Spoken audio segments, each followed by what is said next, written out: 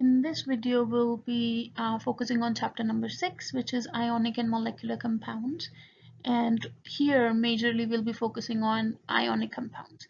Before we begin with this chapter, we'll quickly refresh for certain topics that we have studied before in previous chapters and that are very crucial to understand for this particular topic. So the first thing is that when you look at the periodic table, you should be able to recognize which atoms belong to representative elements, which atoms belong to transition elements.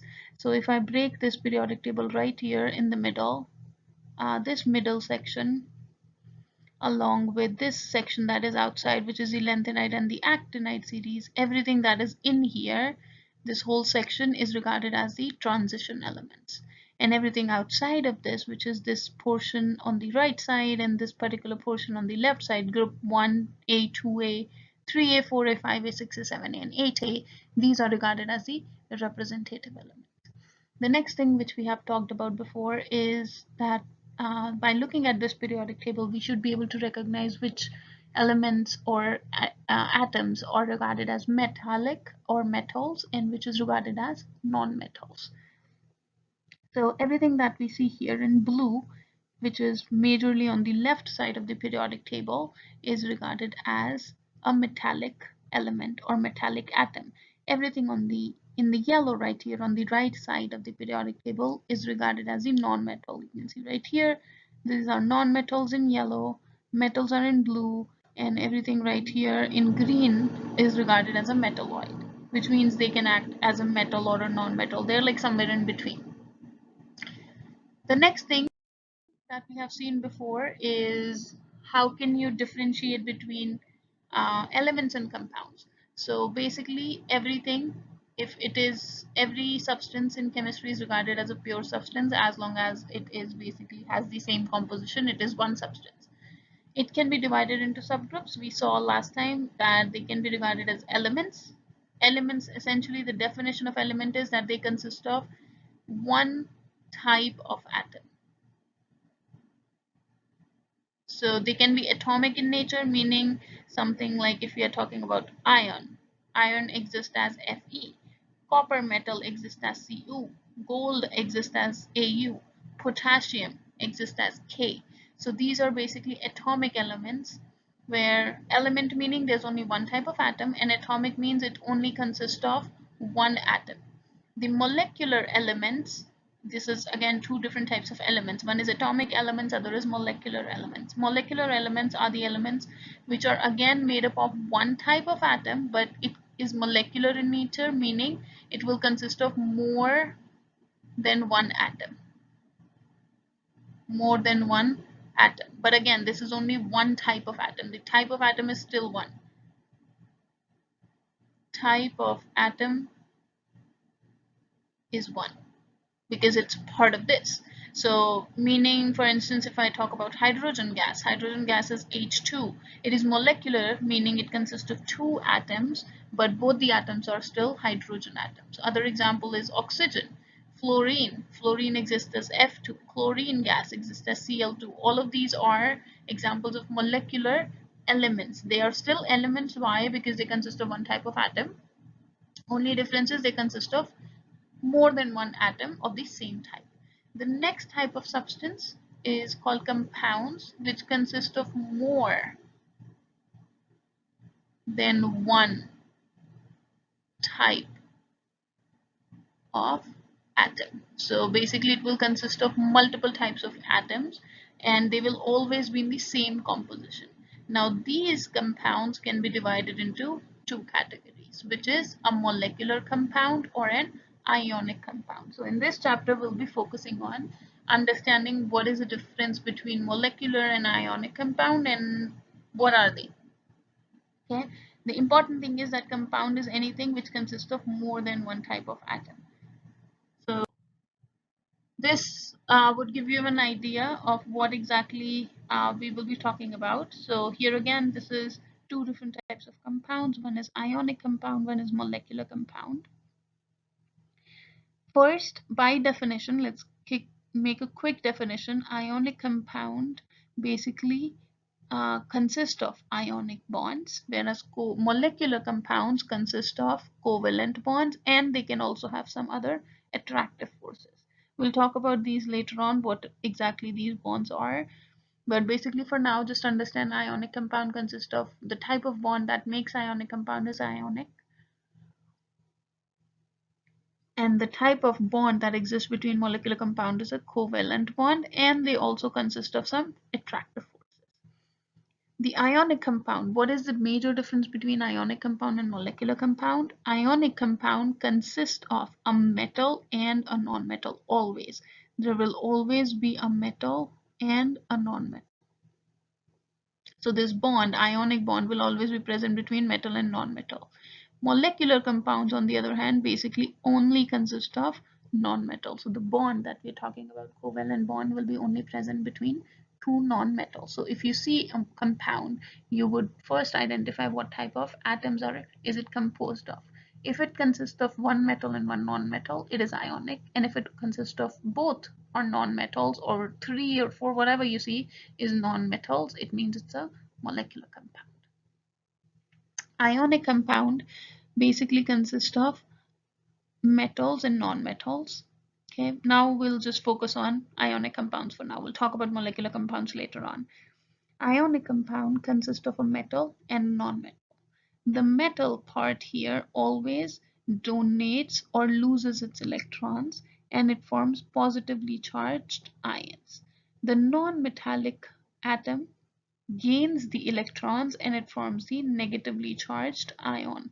And then these two, positive and negatively charged ion, they have attractive force towards each other, which is called the ionic bond, and that's how these compounds are made.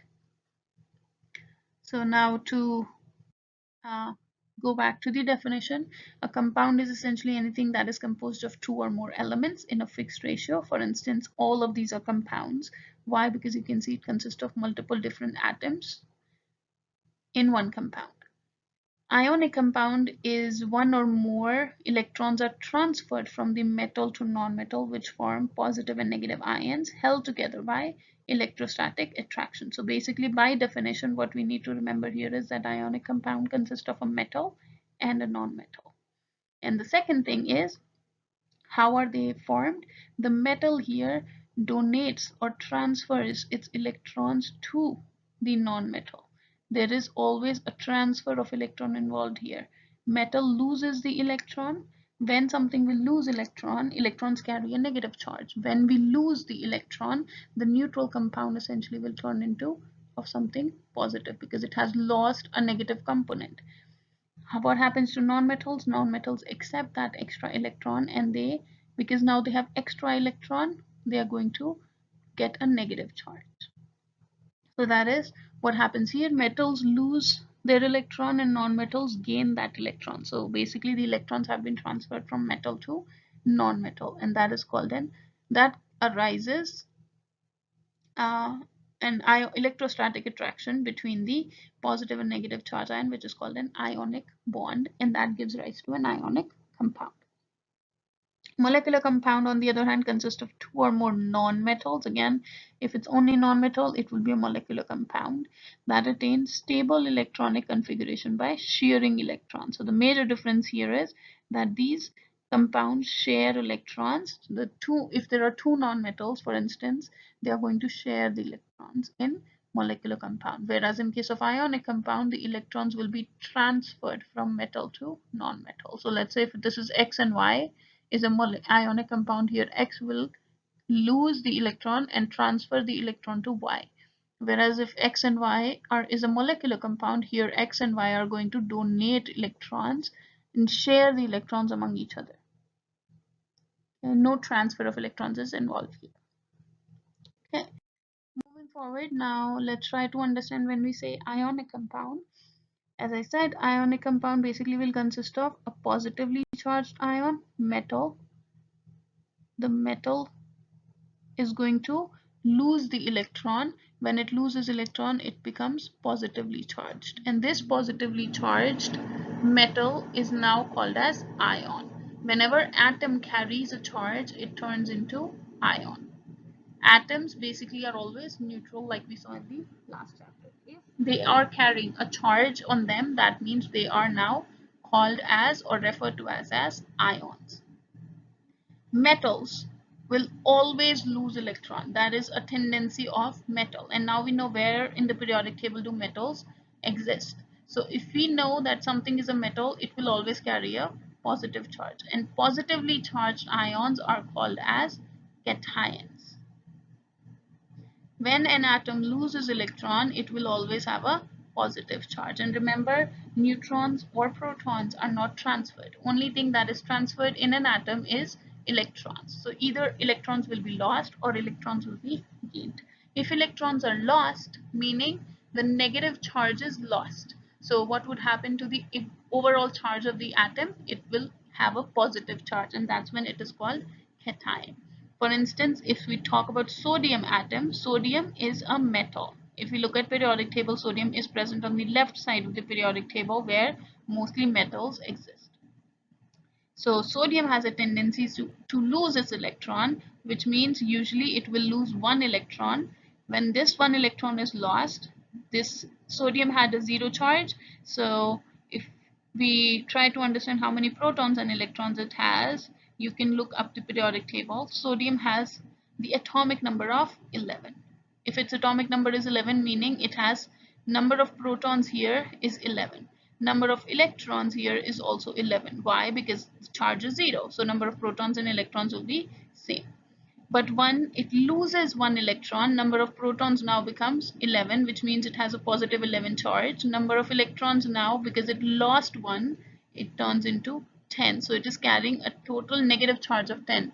If you add up the total charge, meaning positive charge is 11 and negative charge is 10, the total charge that this atom would carry now is positive 1. So that is why if we lose an electron, now it has excess number of protons, so the final charge of the ion would be plus. So therefore sodium will carry a charge of sodium plus. So now this is referred to as the ion instead of atom. Atom is this, atom is always neutral, whereas ion is now completely new species which carries 11 protons and 10 electrons. So this is basically a cation now. How about the negatively charged ion? So if non-metals always have the tendency to gain electrons. Okay, so if something will gain electron, now it is getting extra electrons, so it will always carry a negative charge. And negatively charged ions are referred to as anions. Whenever an atom gains electron, it has a negative charge. The first syllable, how do you name the electron, anion? The first syllable is followed by a suffix ide and the word ion, which meaning, let's say if this is Cl, Cl is a chlorine atom. Where does it exist on periodic table? It is found on the right side on our periodic table, which makes this a non-metal. So if this is a non-metal, non-metals always have a tendency to gain electron. It will gain one electron, and what would happen? It would turn into Cl minus. Now this was chlorine, and this is, as it says, you still use the same name, chlor, and the suffix is now, instead of ine, it's changed to ide. So this is a chloride ion. That's how we name it. Now, if I were to ask you what is the number of protons and electrons in chlorine, chlorine will consist of, if you look at periodic table, it will consist of 17 protons. And since the new charge is neutral, electrons is also 17. How about chloride? It has a negative charge. So basically number of protons here, again proton never changes. Proton would be still 17 from periodic table. How many electrons would it have? Originally it would carry 17 electrons, but because it has this extra negative charge, that means it has one extra electron, so it would be, total electron number would be 18. All right, now how do we know which atom would get what charge? So like I said, sodium would carry a charge of +1, and chlorine right here would carry a charge of -1. How do I know that? And how do I know what can I predict what would be the charge of other atoms on this periodic table? The answer is yes. How can you do that? That is based on a rule which is called the octet rule. So as of now, based on last chapter, we saw that we can figure out how many valence electrons does an atom have. Valence meaning the outermost orbit. How many electrons are present in the outermost shell of an atom. That is based on the group number it belongs to. So here in this part, we are only going to focus right now on the representative elements, which means only the first two and these last groups. So we remember that the first group is group 1, meaning all of these, the number of valence electron for every atom in this group is 1. They always have 1 electron in their outermost orbit. How about group number 2? Group number 2 has 2 electrons in their outermost shell. 3 has 3, 4 has 4, 5 has 5, 6, 7, and 8. Okay, so here I'm talking about these representative elements and not this. We're not talking about these right now. Not transition elements, same thing. We're not talking about these. All these elements that we see in representative, if they belong to representative elements, you can predict their charge easily. If they belong to transition elements, it is difficult. How the easy way to remember this is representative elements are also called as type 1 metals. Okay, so remember all of these are metals. So representative, as long as these metals are representative, they are referred to as type 1 metal. We can predict their charge. Whereas these transition elements, these are called as type 2 metals, where it is very difficult for us to predict what is their charge unless we are told this is the charge that it carries. Why? Because they can carry multiple charges. Now, how can we predict what is the charge of these type 1 metal and the non-metals? This is based on octet rule. Octet rule basically tells you that every atom in this representative elements basically wants to complete its outermost shell or fill the outermost shell with either 8 electrons, or it does not want any electrons in its outermost shell. So octet rule basically tells it wants to have in the outermost shell, it wants to have 8 electrons all the time. Forget about this 0. According to octet rule, every atom in this periodic table wants to have 8 electrons in this outermost shell. Exceptions to this rule is helium, which is happy with 2 electrons, and hydrogen, which only has 1 electron. Okay, both hydrogen and helium are happy with having only 2 electrons in their outermost shell. Rest everything else wants to have 8 electrons. 8 electrons meaning they all want to turn into or want to have their electronic configuration similar to the inert gases, similar to the noble gases, which is very stable. They do not like to react with anything. They are inert. That is why they are called as inert gases or noble gases. So everything wants to attain this 8 electrons in their valence shell. Just how these atoms have 8 electrons in the valence shell. Again, helium is an exception. It only has 2. It's happy with 2. So everything wants to have 8 electrons. Now, how can they get 8 electrons? For instance, if we'll talk about hydrogen later on. If I pick this particular element right here, this is lithium. It has 3 protons, which means it has 3 electrons. So based on electronic arrangement, lithium would carry how many electrons? How would its electronic arrangement be? In the innermost, it would consist of 2 innermost energy level, and the outermost energy level, it would consist of 1 electron, which meaning its valence electron is 1. Now, what would this element want to do? It wants to turn into this helium because this is the closest inert gas next to it. So what it wants to usually do is this 1 extra electron that it has, it makes it very unstable. This 1 electron makes lithium very reactive. So Being a metal, metals usually want to lose their electron. Lithium is a metal, so what it does, this extra electron that it has in the outermost shell, it loses this electrons and it turns into lithium ion, which is Li plus. That is how I can predict what is the charge of anything in this particular group. Basically, if this carries a valence electron of 1, it is a metal, meaning whenever it turns into an ion, it will lose this 1 electron that is present in its outermost shell. So if I pick anything from this group 1, it will always carry a charge of plus 1. If I say potassium ion, you know potassium is K, and I'm telling you it is potassium ion, which means it will always carry charge of plus 1. And how do I know that? Because it belongs to group number 1.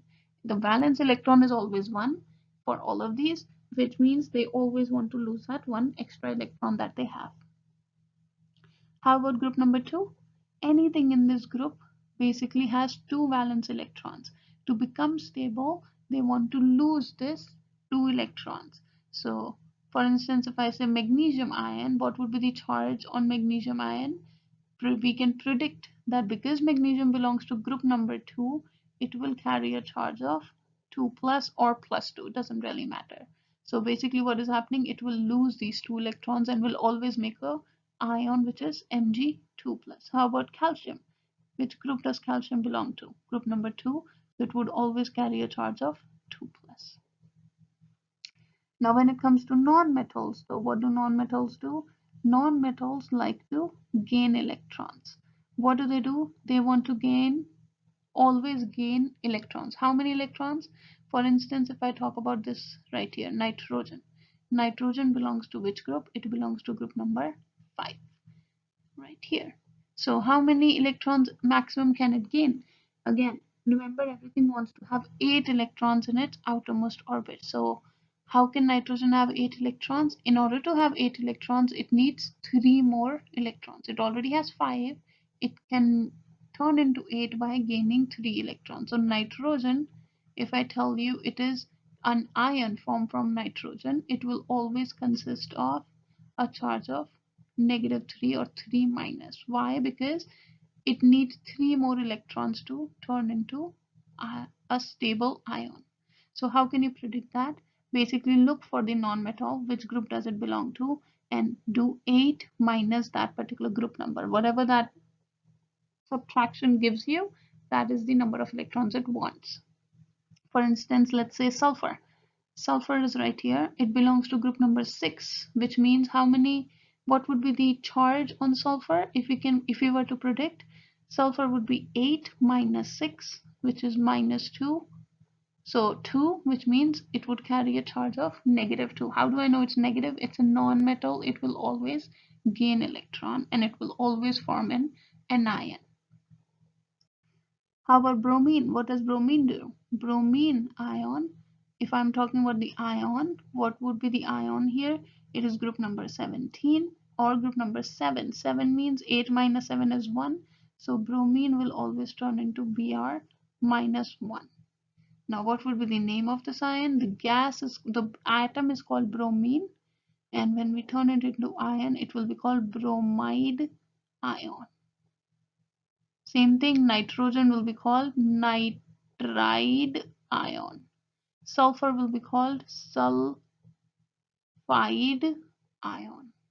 So always it would end with IDE at the end, followed by ion. That is the name of the non-metal. For metal, name is simple. If it is sodium, it is sodium ion. You basically just put the ion at the end. Lithium is lithium ion. Calcium is calcium ion. Barium is barium ion. How about aluminum? Aluminum is right here. It belongs to group number 3. So aluminum will always carry a charge of +3 or 3 plus. And this is called aluminum ion. Alright, and rest we'll talk about type 2 metals in a little bit. These type 2 metals, what you see right here in the middle, which is the transition elements, they can have multiple charges because their final aim is still the same. They also want to have 8 electrons in their outermost orbit, but they are not as straightforward or as simple as representative elements. They are more reactive. They can attain stability by losing different number of electrons. So they can sometimes carry even 7 different types of ions. They can basically make multiple different types of ions, and we'll talk about those later on. But for now, you should understand how representative element, if something belongs to representative element, how can we predict what would be the charge? If it's a metal, it will always be a positive charge. If it's a non-metal, it will always be a negative charge. So based on this rule, you should be able to predict the sign and the charges for these particular metal and non-metal, and also know their names. So phosphorus, again, it belongs to group 5. 5 means 8 minus 5 is 3, so it would be 3 minus. The name would be changing from phosphorus to phosphide. Oxygen will be oxide. Sulfur, sulfide. So you should know these names. Memorize what is their name, memorize their charge.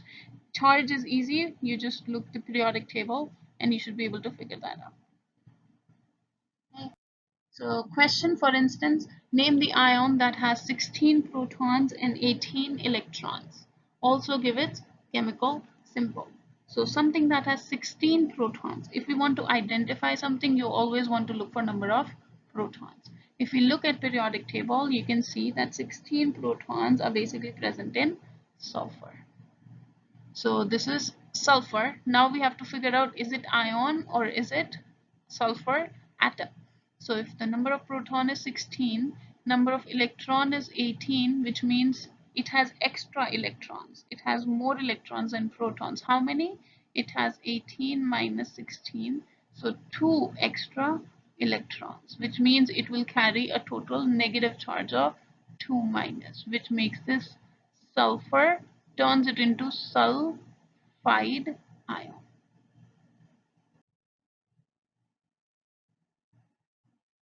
So for instance, right here, consider the elements calcium and chlorine. Identify each as a metal or a non-metal.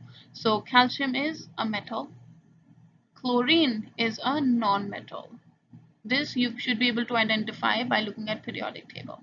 State the number of valence electrons for it. Valence electrons in calcium would be, we're talking about here valence electrons.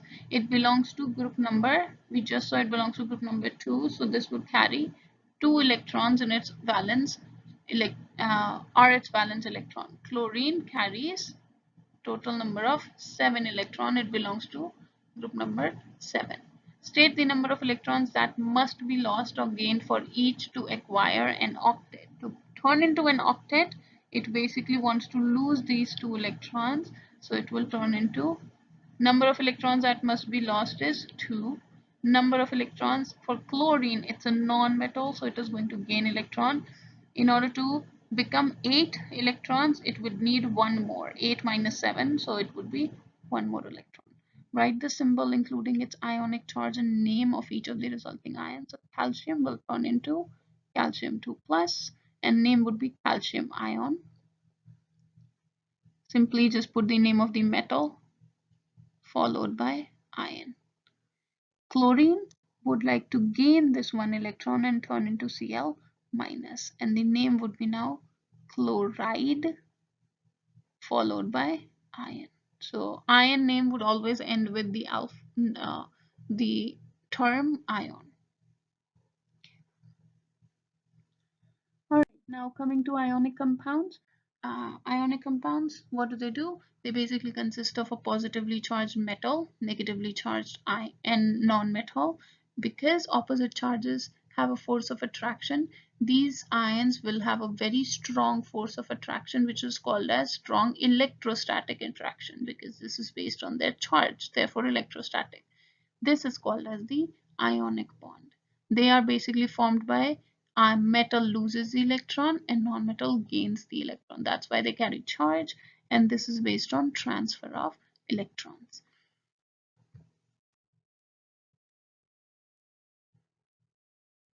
Okay. Now let's talk about how can we come up with formula for ionic compounds. The easiest way to figure out the formula for ionic compound is we basically write down the in a chemical formula of an ionic compound will consist of the symbol and the subscript of an atom. The subscript is essentially telling you what is the total number of atoms that are present or ions that are present. And that number, the subscript, should always be the lowest whole number ratio between two atoms. For instance, if I say sodium chloride, an ionic compound, can you predict what would be the ionic compound between sodium and chlorine? So first thing we need to be able to identify this would be an ionic compound. So if I'm saying sodium and chlorine, that means sodium is a metal, chlorine is a non-metal. So I know metal non-metal makes ionic compound. Next thing, I should be able to predict the charge of this metal. Sodium would be Na plus, chlorine would be Cl minus.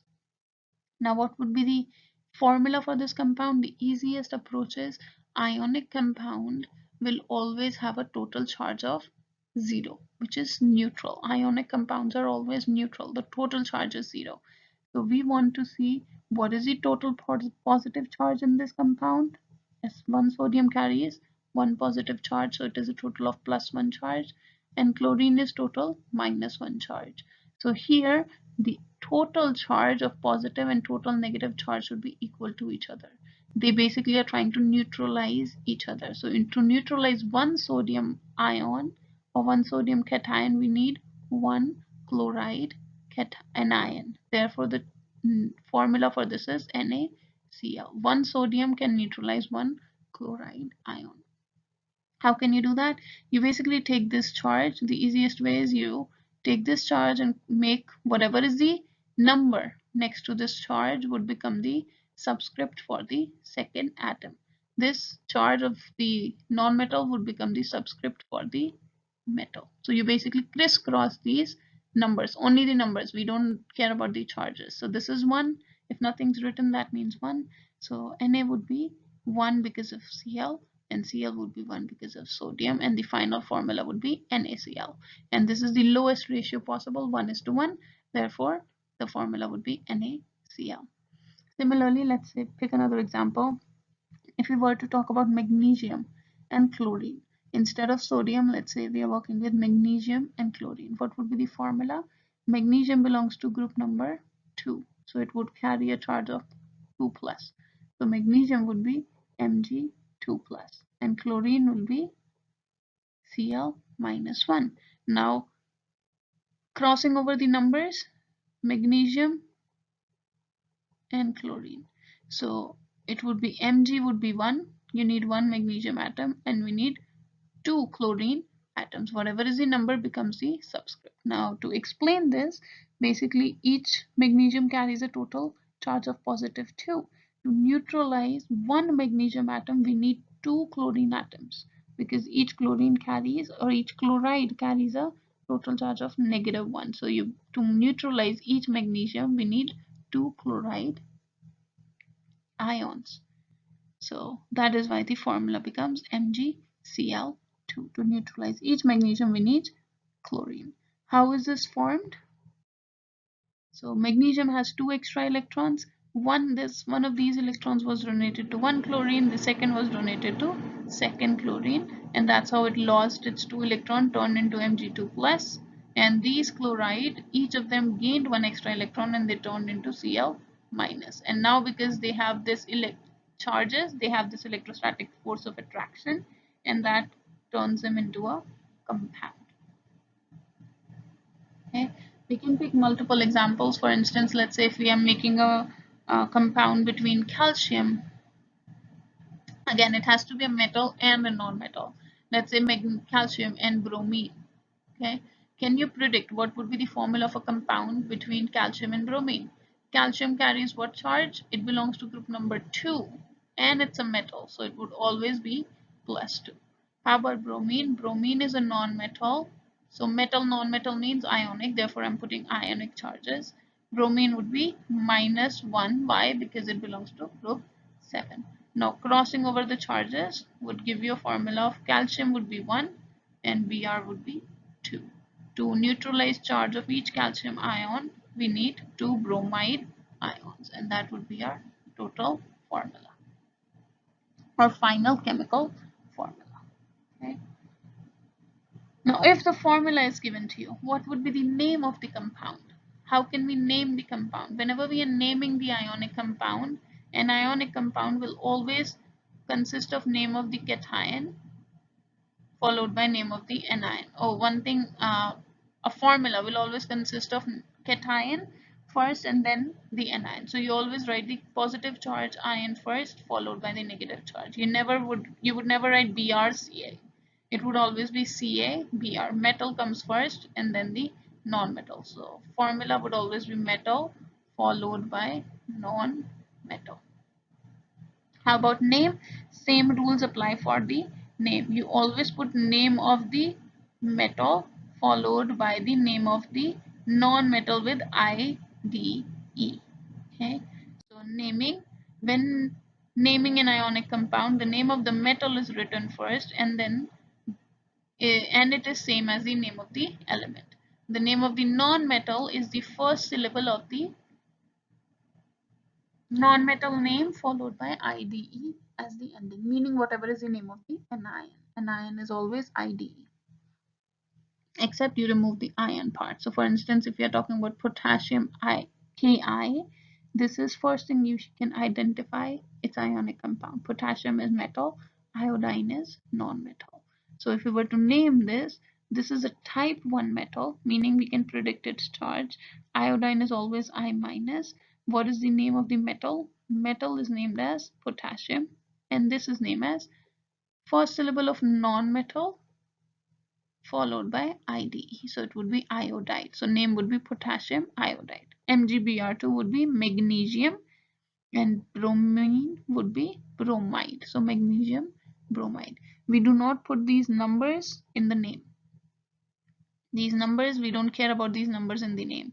They do not show up in the name of the compound. Basically, MgBr2 is only magnesium bromide. There's no 2, there's no di, nothing. Al2O3, Al is a metal, O is a non-metal, so this is ionic compound, meaning you put name of the metal first, which is aluminum, followed by name of the anion, which is oxide here, so it would be aluminum oxide. Next thing, if right now we saw how we can go from the, if I give you the name of the atoms, or if I tell you which atoms to come up with the formula, can we go from the name to formula? So if we say potassium iodide, can we write the formula for that? How would we do that? Potassium iodide means this is metal, potassium is metal, this is non-metal, so this is ionic, meaning it has positive and negative charge. So potassium belongs to group 1, so it would be +1. Iodide means it belongs to group number 7, so it would be -1. And now crossing over the charges would give you potassium iodide Ki. Aluminum oxide, aluminum is group 3, so always 3 plus. Oxygen is group 6, 8 minus 6 is 2, so it would be -2. Now crossing over would give you Al2O3. That is why this is aluminum oxide. Okay. When we say lowest charge, let's take an example of calcium oxide. Can we make up the formula for calcium oxide? Calcium is Ca2 plus, it belongs to group number 2. Oxygen belongs to group number 6, so it would be 2 minus. So crossing over the numbers would give us calcium 2, oxygen 2. Now this is also 2, this is also 2, so we need the lowest ratio. Lowest would be that we divide both of these numbers by 2, and that would give you CaO. Ca would become 1, 2 divided by 2, and 2 divided by 2.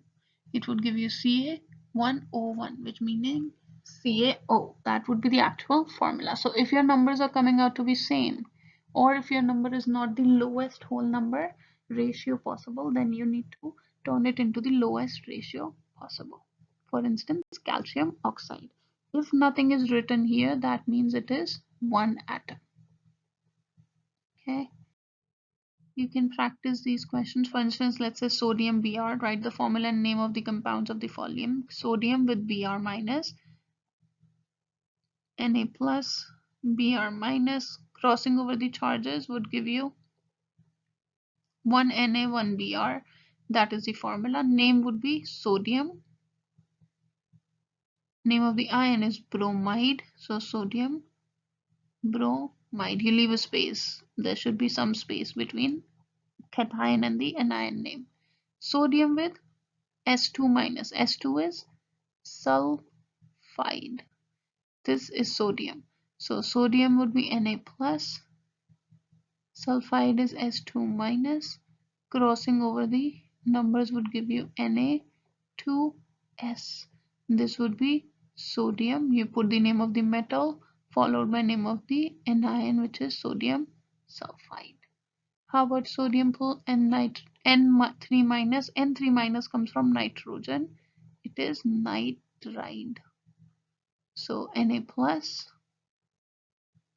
N3 minus would give us, crossing over the charges, would give us Na3N. This is sodium nitride. Whatever is the name of the ion basically follows that. Aluminum and Br. Aluminum is 3 plus, Br is minus 1. Crossing over the charges would give you Al Br3, which is aluminum bromide. How about this?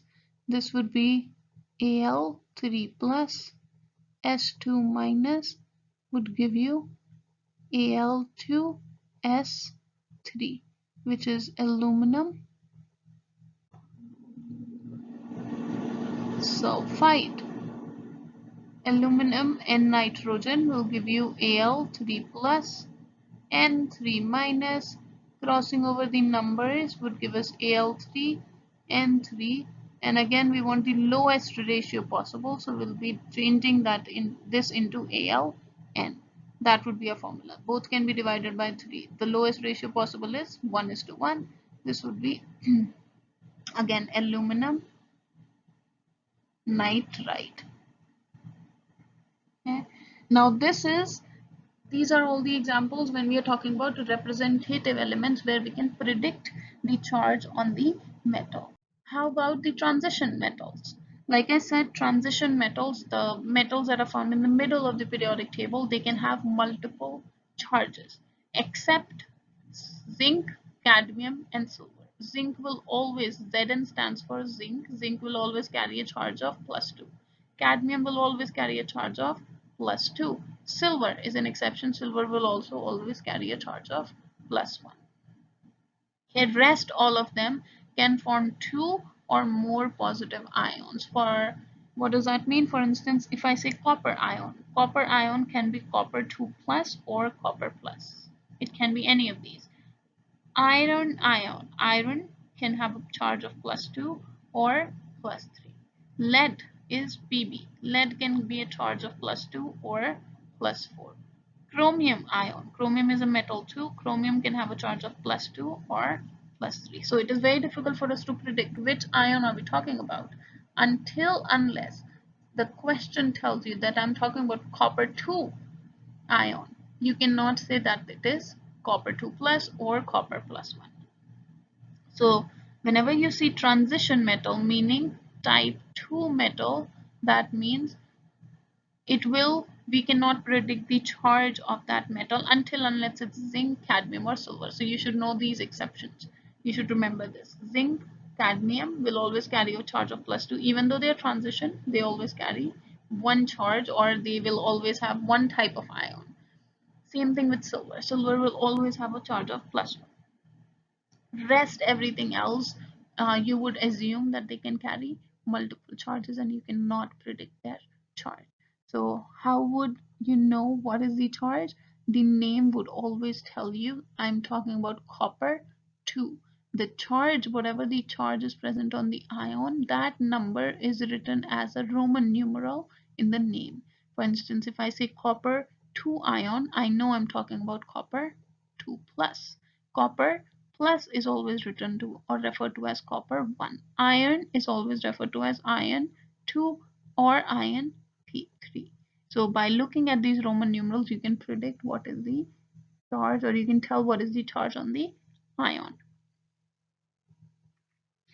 A lot of the times these transition metals can also be named by their Latin name, where the suffix is changed into OUS for smaller charge and IC for the greater charge, meaning for instance copper can be changed into copper 2 is a higher charge, right? The one with the greater charge is IC. So copper can be referred to as cupric ion as well. Cupric ion basically means I'm talking about copper 2 plus, and cuprous ending with OUS means I'm talking about copper 1. Okay, so basically this is whenever these are called as the common names. Whenever you see OUS written at the end, that means we're talking about the smaller charge. For instance, iron, it gets its Latin name from the word ferrous or ferric. So if you see a metal written as ferrous, that means I'm talking about the smaller charge, which in this case is Fe2 plus. Fe2 plus is ferrous. And if we say ferric ion, that means we are talking about Fe3 plus, ferric ion. So here are some of the examples of the other metals. For instance, gold can be 1 or 2, iron can be 2 or 3, lead can be 2 and 4, manganese can be 2 and 3, and even more. Mercury can be 1 and 2, nickel can be 2 and 3. All this meaning they will be found in transition metals. And how do you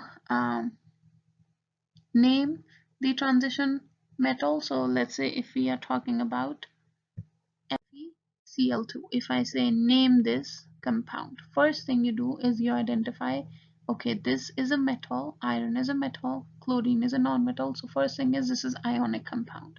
What are the rules of ionic compound? You write the name of the metal followed by non-metal.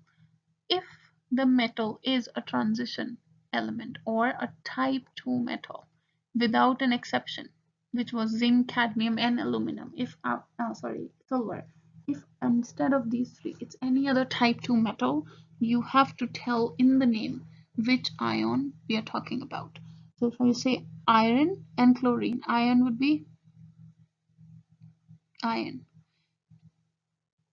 followed by its charge and then followed by the negative ion, which here is chloride or the anion. Anion name is same, it never changes, it's chlorine, would be chloride. So it is iron, some charge, chloride, and this charge we have to identify. How would we identify that?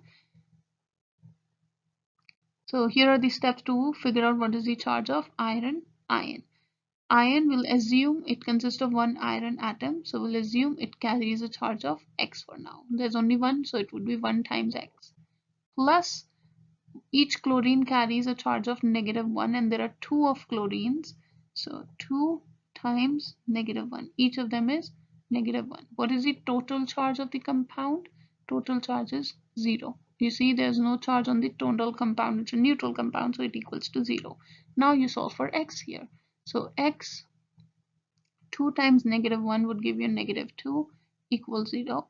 If I want to solve for X, I have to move everything else on the other side, which means I can add 2 on this side and add 2 on this side of the equal sign. That would give me, this would get cancelled. It would turn X equals +2, which means what is the charge of iron in this atom, in this compound? It is +2. So this is iron 2 chloride, and that's how you can come up with the name of a compound, ionic compound, which consists of a type. So unless you give name, you write 2 here, we cannot tell which iron fluoride we are talking about. For instance, if we talk about iron chloride, even if I write this particular formula, FeCl3, this is also iron fluoride. But what would be the actual name of this compound? It was iron, I know that, but because this is a type 2 metal, it will always consist of a charge. So I have to tell what is the charge of iron here, followed by chloride. Now we have to predict what is the charge on this Fe in FeCl3. So Fe is X. We'll assume there's only one atom, so it's 1x. Cl, we have three atoms, and each of these carries a charge of -1, and the total charge is equal to 0. So X 3 times -1 would be -3 equals 0. I add 3 on this side and add 3 on this side. This becomes 0. So X is equal to +3. So here the charge on iron is 3. So unless I know this charge, my name is not complete. So make sure you write in parentheses what is the charge of the metal ion. Now let's see, how can I go, if I give you this name, how can I go from name to the writing the formula of the compound? From name to writing the formula, let's go back, go in the reverse direction here. Iron 3 chloride. If I know the name, I know my iron is Fe. What is the charge? 3 plus. What is the charge on chloride? Chloride is always Cl minus 1. What would be the formula? Same steps. You cross it over. So Fe would be 1, Cl would be 3. And this is the lowest ratio possible. So it is FeCl3. And if you do not give me this particular charge, I cannot tell what is the charge on my metal. So that is why putting the charge in parentheses in an ionic compound is very important if that ion or metal belongs to type 2 metal. And it's only if it is type. For rest of the representative elements, you do not put any charges because it's assumed we can predict the charge. Here are some of the examples that you can practice back and forth. For instance, let's do this example. Copper 1 phosphide. Can we come up with the formula? Copper 1 means Cu plus 1. Copper 1 is plus 1. Phosphide is P. It's coming from phosphorus. Phosphorus is group number 5. So charge would be 8 minus 5, meaning 3, and negative. So it is 3 minus. Now crossing over the charges would give us calcium 3, phosphorus 1. So the, oh sorry, not calcium, copper 3 and phosphorus. So that is our copper phosphide. Now if I were to write the name of this, CrBr2, how can I write the name? So first thing we see is this is ionic. Cr is metal, Br is non-metal.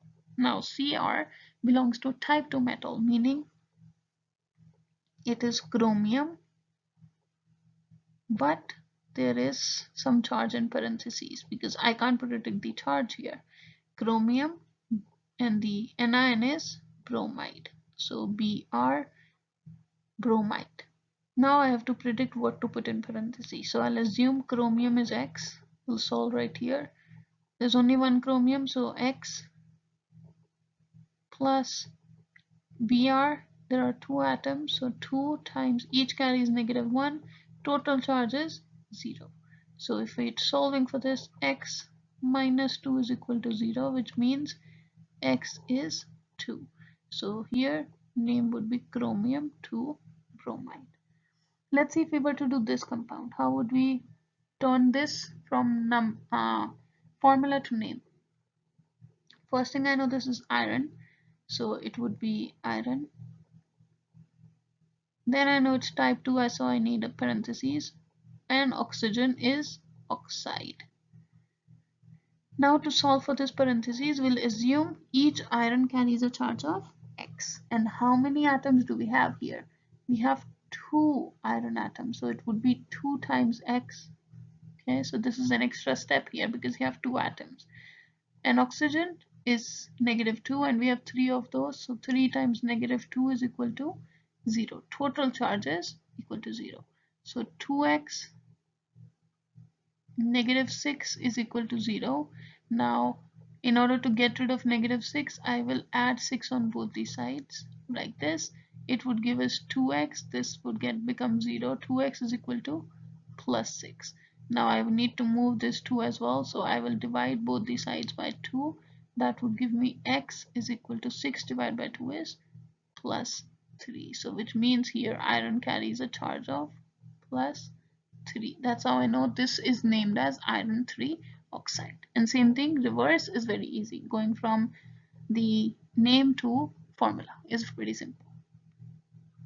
Okay, there are a bunch of more examples here, so you guys can practice these examples. You can pause the video right here, practice these questions on yourself.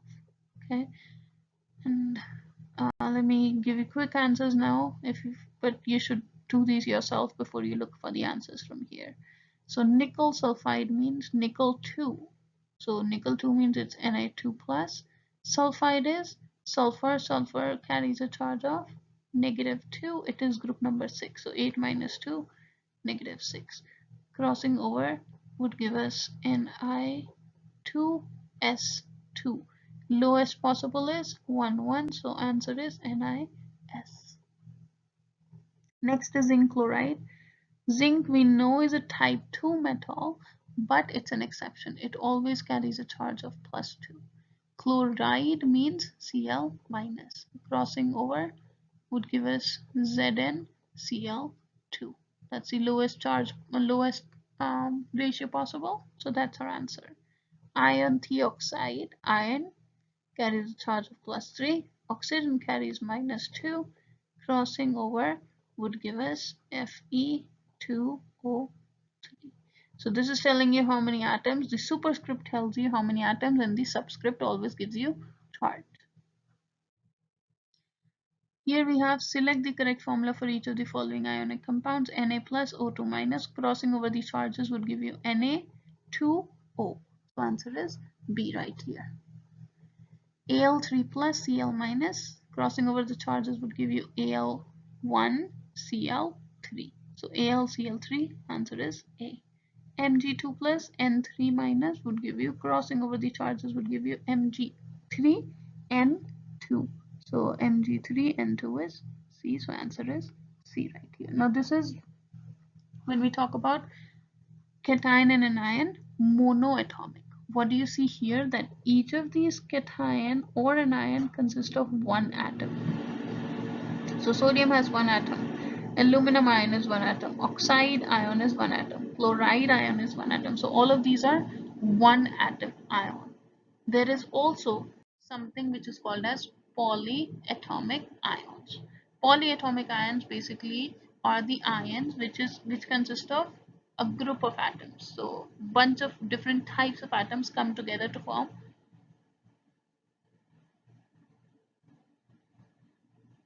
a polyatomic ion. For instance, most of the polyatomic ions that you will see are going to be anionic in nature. Anionic meaning they'll carry a positive, negative charge.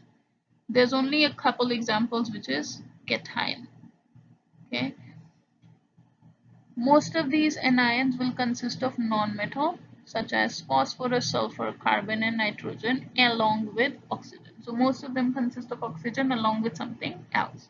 The positive charge cation that we usually see is ammonium. NH4 plus is called ammonium. You should know this name and this formula for the polyatomic ion. You do have to memorize some of the polyatomic ions, their names, their charges, what is the usual charge they carry, and their formula.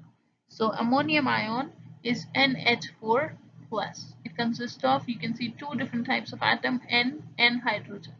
It consists of one N nitrogen and 4 hydrogen atoms combined together and has a charge of +1. That's why it is cation.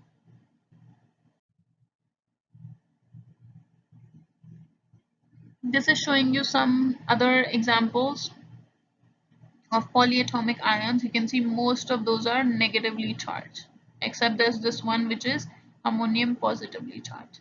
So you need to memorize these. You should know which ion is what. So OH minus is called hydroxide. You should know this formula, that hydroxide ion is OH minus. It carries a -1 charge, and you should also know the name. NO3 minus is nitrate. NO2 minus is nitrite. CO3 2 minus is carbonate. HCO3 minus is hydrogen carbonate. Cn minus is cyanide. These are some common names of very commonly found ions, polyatomic ions, that you should know the name, formula, and the charge. Okay. The questions would basically sometimes, most of the times when you see certain ions, um, the way they are named, there's some trend for some of them. Most of them you kind of have to memorize, but some of them there is some trend. For instance, you'll see S and O, they form a polyatomic ion SO4 2 minus and SO3 2 minus. They both have same charge 2 minus, but the difference is number of oxygen atoms. If we are talking about atoms like polyatomic ions like this, most of the times the naming is following a format where the one which has higher number of oxygen atoms is ending with 8. The one which has lesser number of oxygen atoms is ending with ITE, so ite. For instance, this is sulfate, this is sulfite, and usually this is when it has one less oxygen. This is between P and O. It has PO4 3 minus, this is PO3 3 minus. So this is phosphate ending with 8, this is phosphite.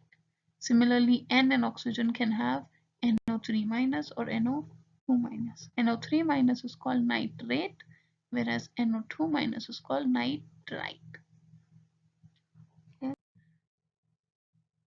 Exception to these rules are here. For instance, Cn minus is called cyanide, OH minus is called hydroxide.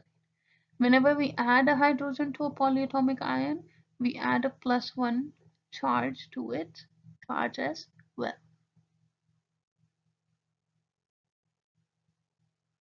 For instance, you see CO3 2 minus is called carbonate. If I add a hydrogen plus to this, it will turn HCO3 minus, and the formula became HCO3, charge became, you basically are adding this one charge, so total charge would be 2 minus plus 1, which would give you -1. This is called either the bicarbonate ion or hydrogen carbonate ion.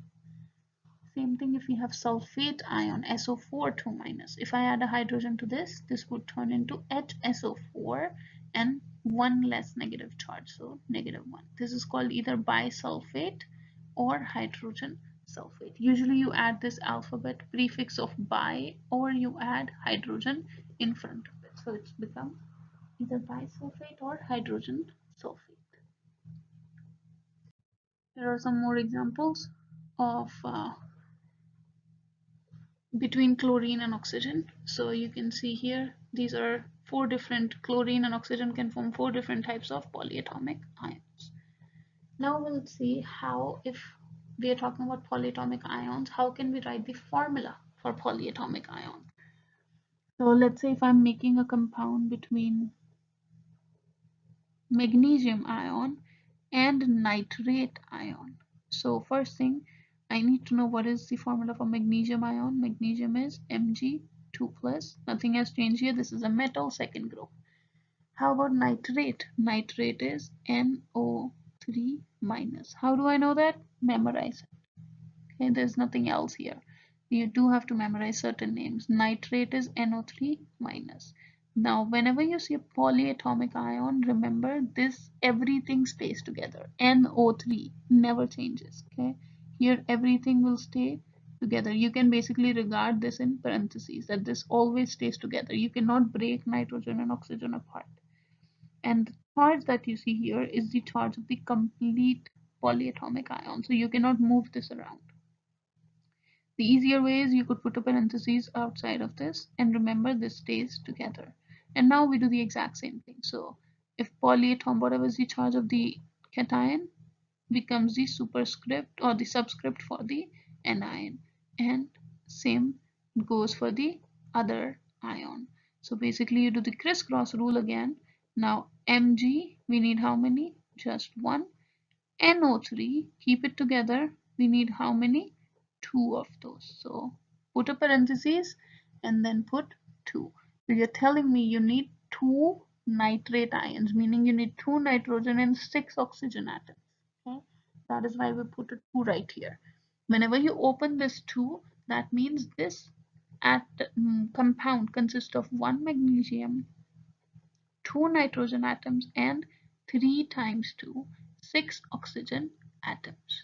Okay, so you should always put this 2 should always be outside the parentheses, meaning you need 2 nitrate. Nitrate is now regarded as one species. It always stays together. So that is why the formula is MgNO3 2. You need 2 nitrate ions. Okay, everything else stays the same. Only thing you have to remember here is that you should put this in parentheses and nothing changes. Okay. So for instance, if we are talking about aluminum bicarbonate, can we come up with the formula? Aluminum is what? Aluminum is always 3 plus. Bicarb is HCO3 minus. Again, memorize this. So now if I'm crossing over the charges, remember this whole thing stays together. So this crosses over here. This number crosses over right here. So it will turn into Al 1 HCO3. Keep it together. How many of these? 3 of these.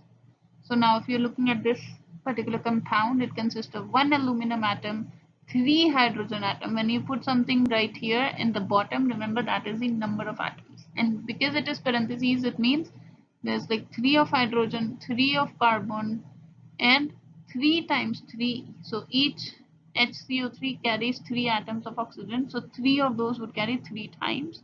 So 3 times 3 will give you 9 oxygen atoms. Right? Now the question comes, okay, let's try this one as well first. Sodium phosphate. So sodium is again Na plus.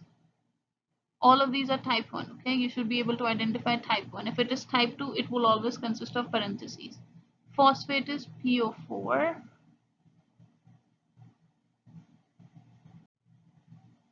3 minus. So this again, how do I know this? I've memorized these, so you do need to memorize these. Now again, phosphate, remember this whole thing PO4 stays together and this is the charge. Now crossing over the numbers would give us 3 of sodium and phosphate would be 1. So if it is 1, you don't have to put any parentheses, you don't have to, because there's no multiplication here, there's no extra number of phosphate required, so you don't have to put it in parentheses. It's basically 1, so you can write this as Na3PO4. Okay. Now the question is, can I do reverse? If the formula is given to you, can you go back to the name of this? How would we do that? Again, naming is simple. Naming is you write the name of the metal followed by name of the anion. Name of the cation, name of the anion. What is this? This is type 1 metal, so I know type 1 always carries the same charge, so I don't need to show what charge it has. So you can basically write aluminum, and this you know is bicarbonate ion or hydrogen carbonate ion. Again, this is something you have memorized, so you put the name of the metal followed by name of the polyatomic ion, just like we were doing before. So this would be aluminum bicarbonate.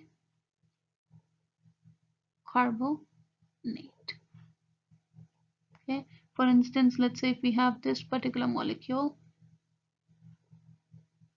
how can we name this? This is, I know this is a metal, sodium, and this is polyatomic ion, so I know this is definitely ionic in nature. How do I know this is SO4 is polyatomic ion? I've memorized it. That's why when I see it, my eyes can recognize them. Okay, so how do I name it? You basically name sodium, put the name of the metal followed by name of the polyatomic ion. This ion is called as sulfate, so it would be sodium sulfate. You do not care what the number is. Again, there is 2 sodium, we don't show it in the name. As long as it is type 1, you don't care about anything else. Okay, but what happens if it is type 2? If it is type 2 metal, you do have to identify its charge. Okay? For instance, if I'm talking about, let's say if this compound is given to you, FeOH whole thrice, how would we come up with this particular name? So we know that this is a polyatomic ion, So this is a metal, this is polyatomic ion, which means this is ionic. So the name would consist of name of the metal, which is iron. Iron belongs to type 2, which means I need parentheses here. So iron, and what is the name of this ion? This is called hydroxide. So this would be iron dash or parentheses hydroxide. Now I need to solve for this parentheses. How would I do that?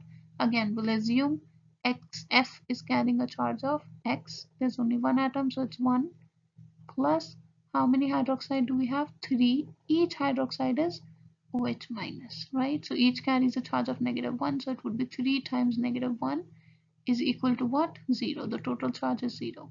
So now this means X minus 3 is equal to 0. So I need to add 3 on both the sides. That would give me X as plus 3. And therefore you see the name would be iron 3 hydroxide, just like shown here. Okay. Now how would we do this? Copper 2 nitrate. If I given the name, can I come up with the formula? Copper 2 would be copper 2 plus. Nitrate is NO3 minus. So this stays together. Number goes down here. Here it would be copper would be 1, nitrate would be NO3. Oops, NO3 2. So the formula would be B. Okay, tin 4 hydroxide. Tin would be SN. It is telling me it is SN 4 plus. What is hydroxide? Hydroxide is OH minus 1. Crossing over the charges would give me SN would be 1 OH. Because I need a number, I'll put everything in parentheses 4. So answer would be SnOH 4. The first is aluminum nitrate. Aluminum is Al3 plus. Nitrate is NO3 2 minus.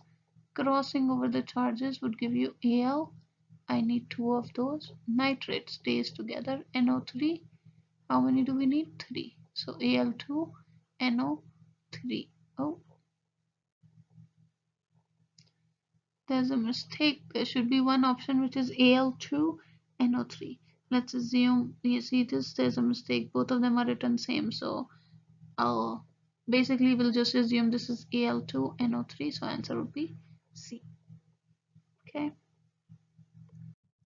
So this is basically how you can name ionic compounds, go from formula to name, name to formula. So here's the flow chart of what I just explained to you between ionic compound. Metal, non-metal, metal name then followed by non-metal name. Metal will always form positive charge, or there's another ion which is polyatomic ammonium. Ammonium could carry more than one atom. Okay, you basically use the name of the element if it is more than one positive charge, meaning if it is a transition metal, you put the name of the element followed by Roman numeral in, which would tell you what is its charge in parentheses. How do you name the non-metal? If it is monoatomic ion, meaning consists of one atom, you use the first syllable of the element followed by IDE. If it is polyatomic ion, you use the name of the polyatomic ion, which you have to memorize. Okay. So this is everything you need to know about ionic compounds. Next, we'll talk about what are molecular compounds.